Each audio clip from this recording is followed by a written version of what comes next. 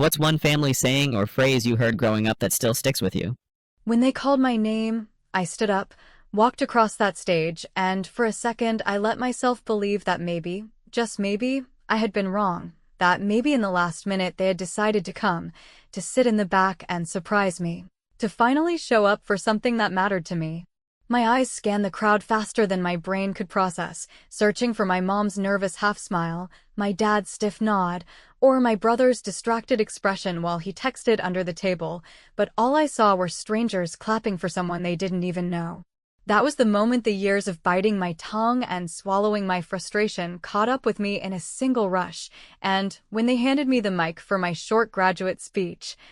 I didn't think about the script I had written or the polite thanks I had planned to give to professors and friends. I thought about every time they told me college was a waste of money, every holiday dinner where my achievements got brushed off in favor of my brother's latest big opportunity, every time I was told to stop making everything about me when all I was doing was asking them to care. So I looked out at that sea of faces that didn't include the three I had spent my whole life trying to impress, and I said, as clearly and steadily as I could, for everyone who didn't think this was worth showing up for, don't call me later. For a split second there was silence, the kind that makes you wonder if you just ruined your life or saved it, and then there was this ripple of awkward laughter mixed with applause, not from the people I wanted to hear it from, but from strangers who somehow understood exactly what I meant.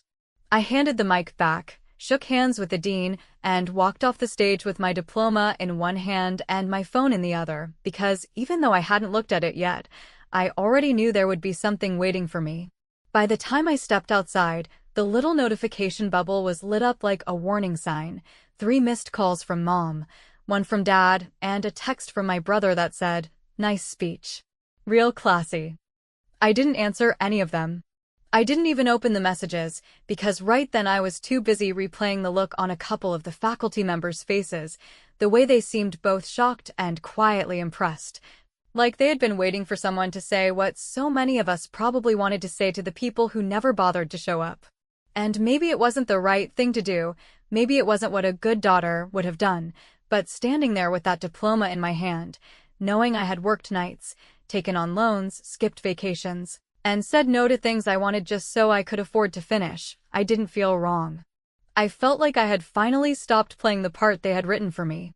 The truth is, this wasn't just about them missing one day. It was about every time they told me I was overreacting when I said it hurt that they never came to my games in high school, or when I won awards and had to hitch a ride with friends because your brothers got something important going on that day. It was about the time my mom laughed when I told her I'd gotten a scholarship and said, "Well, good, maybe it'll pay for your coffee habit," and how my dad told me to make sure I took real classes instead of those fluffy ones, when I was already 2 years into my major. Graduation wasn't just an event, it was the finish line to years of proving them wrong, and they couldn't even bother to show up at the end.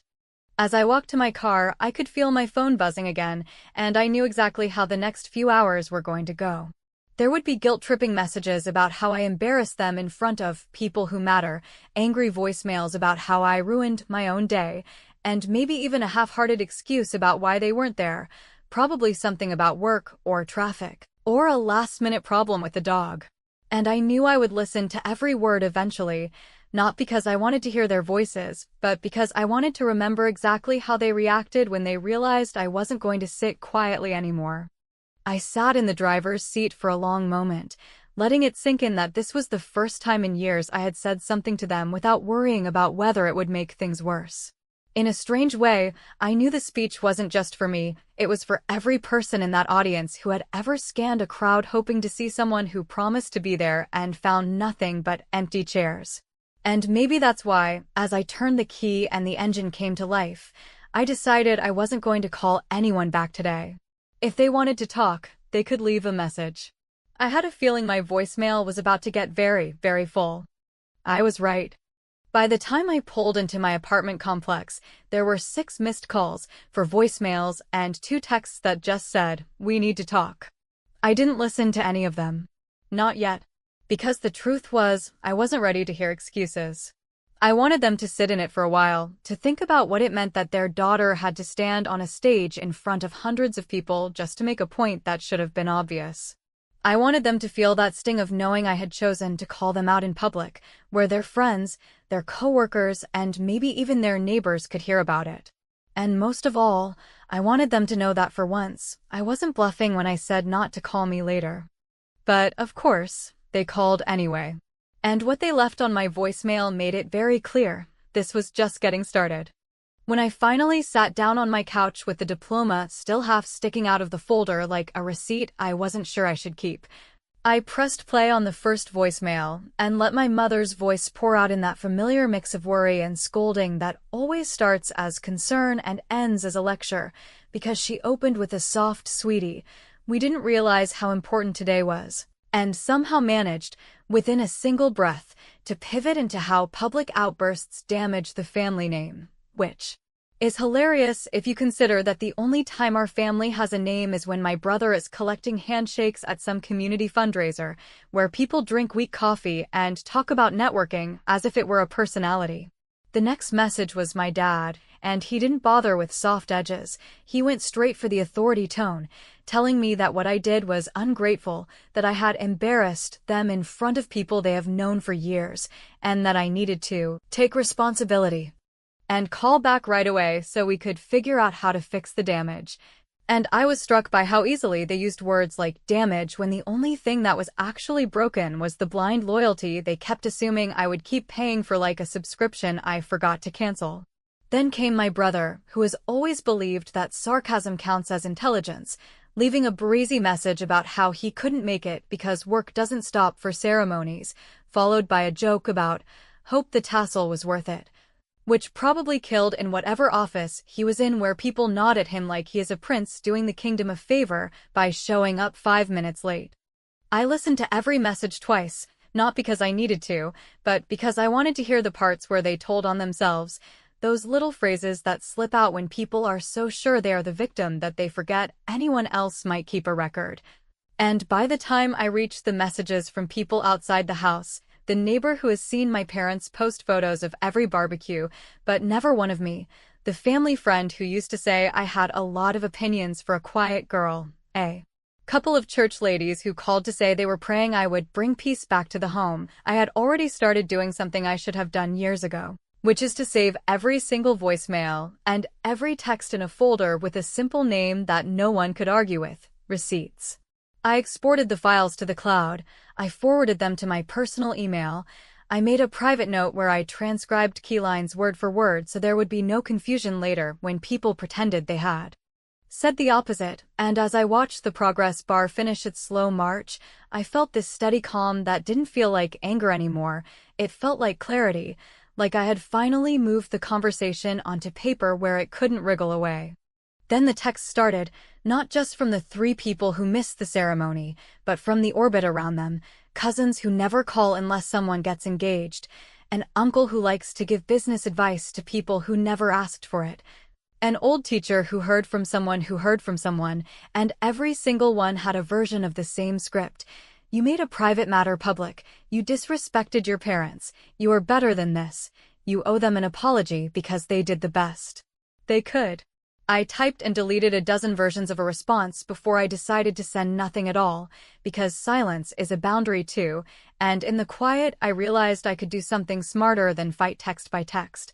I could lay down a rule that filtered everyone without me having to say a word. I opened my phone settings, changed my voicemail greeting, and recorded a clear, steady message that said, in plain language, that if you are calling to explain why you chose not to attend my graduation, please leave your full explanation in a single message, and by speaking you agree that I may save and share your message with the family for clarity. And no, it was not a legal manifesto, and I am not a lawyer, but it was a line in the sand. And if there is one thing my family respects, it is the idea that their words might reach other ears.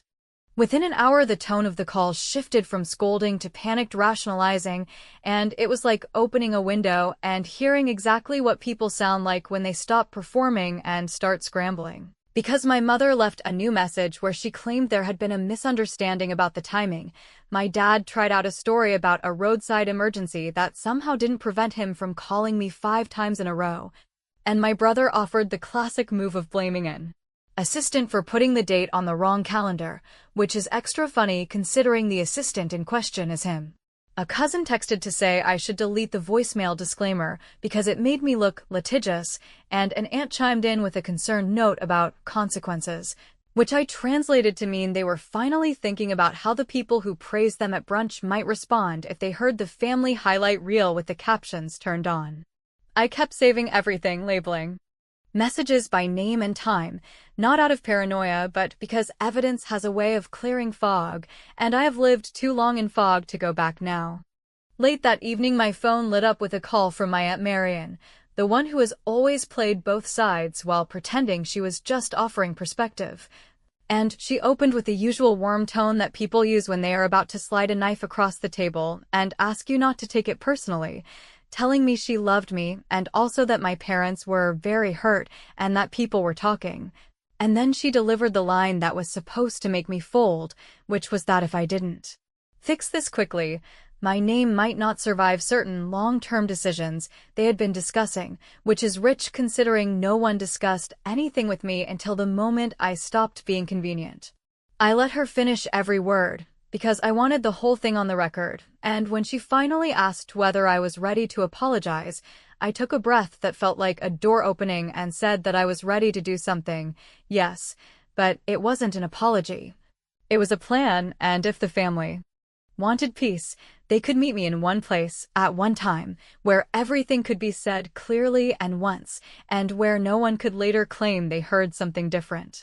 She asked what I meant by that, and I told her I would send the details in the morning, and that I appreciated her looking out for me, and then, very calmly, I ended the call, saved the recording, and typed a single text to the family thread that said I am ready to make this right. Let's meet next week, all of us. I will speak first, and I will be brief. Then I opened my calendar, sent myself a reminder to bring what I had collected, and added one more small move that made me smile, which was to create a new private album labeled Family Clarity and drag every saved message into it. Because if they wanted a performance, they were about to get one, just not the kind they expected. And while the phone buzzed again with a new wave of cautious yes and conditional maybes, I sat back and let the quiet stretch, because the trap was set, the stage was mine, and the next thing they would hear would not be an apology. It would be proof. The morning after the flood of messages, I made coffee I barely tasted and sat at my table with the phone in front of me like it was a person I needed to negotiate with, because I knew that if I called my mother first, she would try to set the tone with gentle guilt that slides into control, and if I called my father first, he would posture and push and make me feel like a teenager again who needed permission to breathe. So I did what I never do, which was to call my brother before either of them. Not because I wanted to hear whatever excuse he had polished overnight, but because he is the thermostat in that house, and when he sets the temperature, everyone else adjusts, and when he answered with that bored drawl he uses when he thinks he has the upper hand. I let him talk for a full minute about optics and family respect and how I could get ahead of this by posting something polite on social media about being overwhelmed, and then I cut through his lecture with a steady voice that even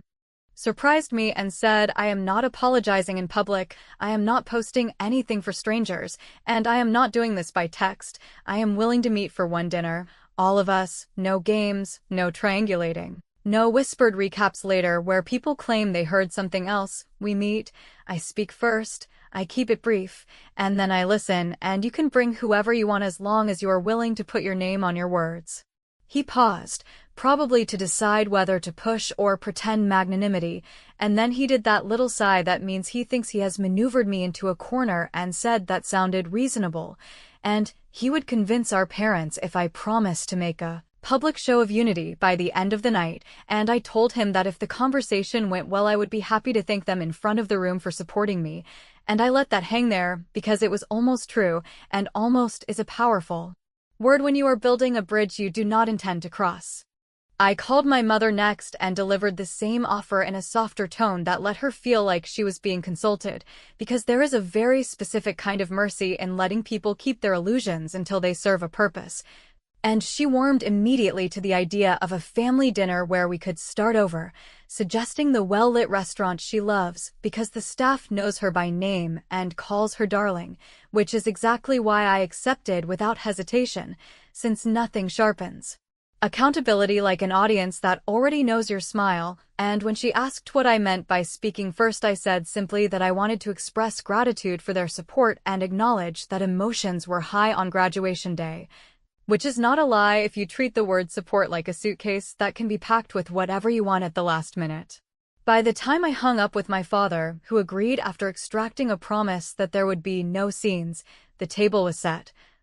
Literally and metaphorically, and I opened my calendar and created an invitation with the restaurant name, the private room request, and a subject line that was disarmingly harmless. Family dinner to celebrate. Please be on time. Then I called Jamie, because everyone needs that one friend who does not flinch when you say the plan out loud, and I laid it out exactly as I had sketched it on a page that still had coffee rings from last semester, telling her that I wanted her there at a separate table at the back with her phone charged and ready, that I would handle the talking and she would handle the evidence, and that I was bringing a small speaker to play a few selected voicemails at a volume that would carry but not cause a scene they could claim was out of control, and that I would have printed transcriptions in my bag in case anyone decided to question what they had just heard, as if memory were a fog machine they could switch on and off. Jamie did not ask whether I was sure. She asked what line I wanted her to start recording on, and I told her that when she hears me say thank you for finally deciding to show up for me, that is the cue. Because the people who love the sound of their own generosity cannot resist nodding along, and I wanted their heads moving yes in the background of every clip.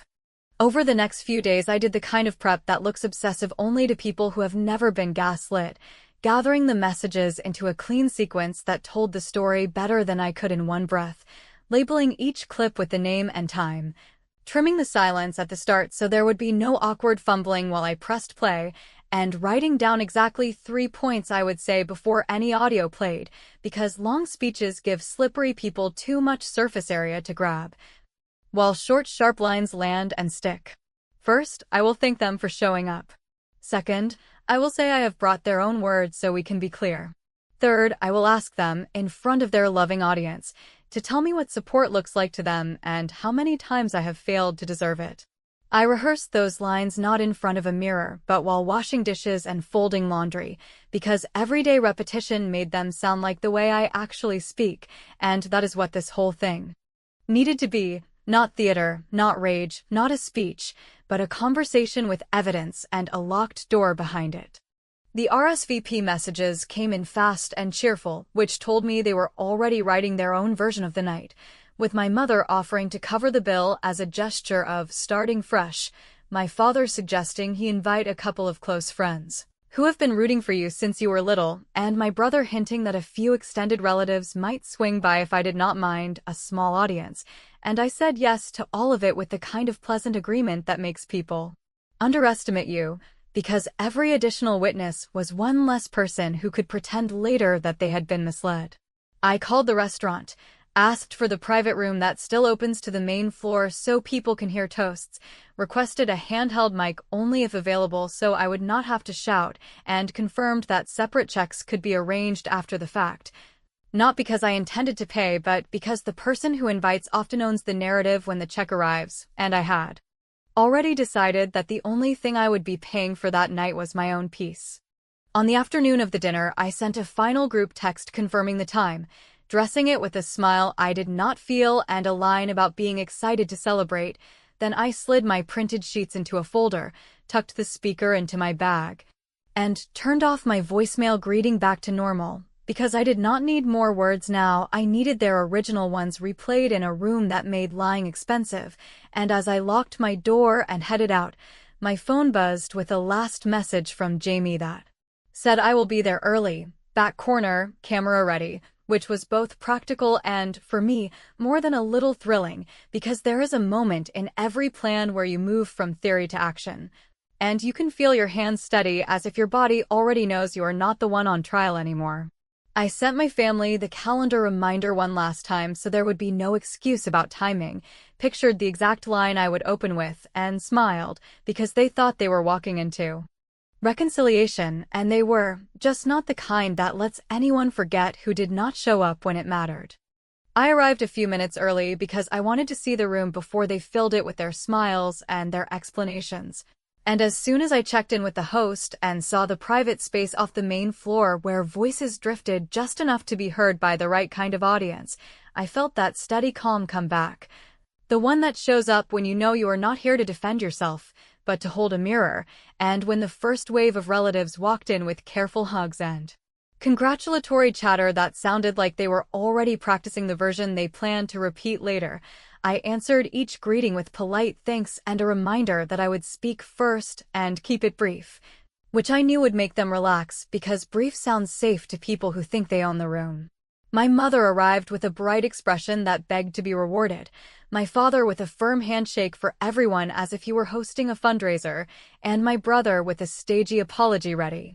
for delivery word for word. And when they were all seated and the server had taken the first round of orders, I stood without clinking a glass because I did not want this to feel like a toast. I wanted it to feel like a meeting.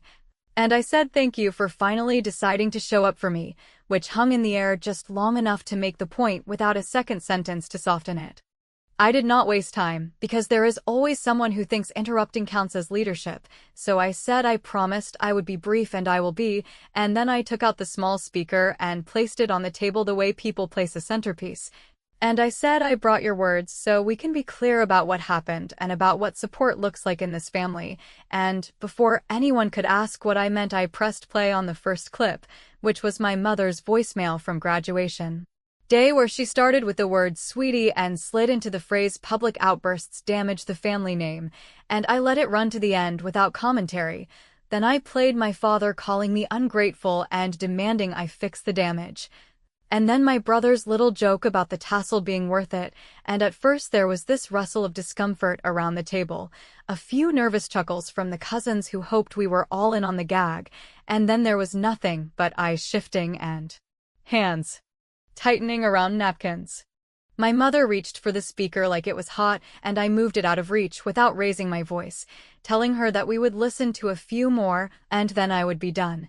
And I pressed play on the messages from the family friend and the neighbor who both suggested I was better than making a private matter public, and when the second clip ended I looked at my parents and my brother and said I asked you here because I wanted witnesses, and because I am tired of the way words evaporate after they land, so tonight I am giving you your own echo, and I am asking you to tell me, with the people who praise you listening right outside that doorway, what support would have looked like to you on the day I finished something you told me not to start. My father cleared his throat and tried to take the floor by saying that this was inappropriate and that I was humiliating the family, and I let him talk for a few sentences, and then I said very evenly that humiliation requires a disguise being ripped away, and I have taken nothing from you except the ability to pretend that your choices were anything other than choices.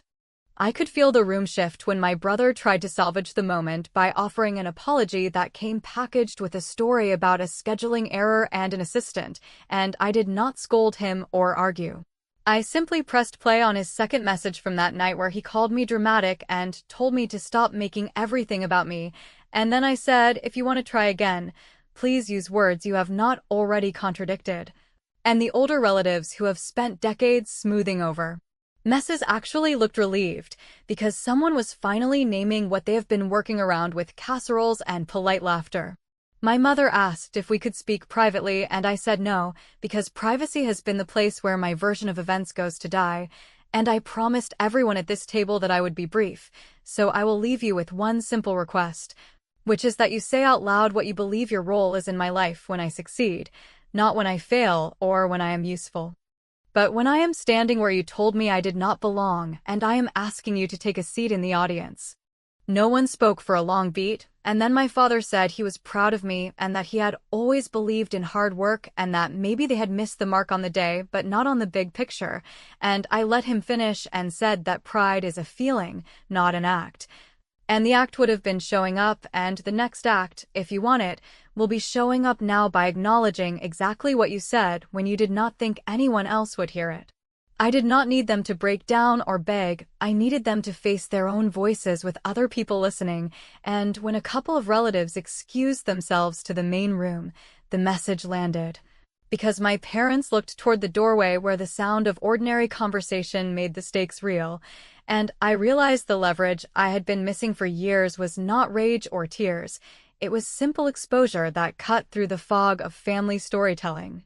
So I ended it clean, the way I promised, by saying I appreciate your time. I said I would be brief and I am done, and before anyone could pivot to the bill or try to buy their way into a rewrite, I added one last line, which was that for the sake of clarity, I have recorded this conversation, so no one has to juggle memories later. And while I watched that information register across 3 faces that have underestimated me my whole life, I picked up the speaker, thanked the room, and took my seat. Because I had just delivered the first half of what I came to do, and what I planned next needed them a little off balance and very aware that pretending would be expensive. The dinner did not explode so much as it deflated, which is somehow better, because there were no plates slammed or chairs scraped across the floor, only the sound of people realizing that the old tricks would not buy them a quiet rewrite this time.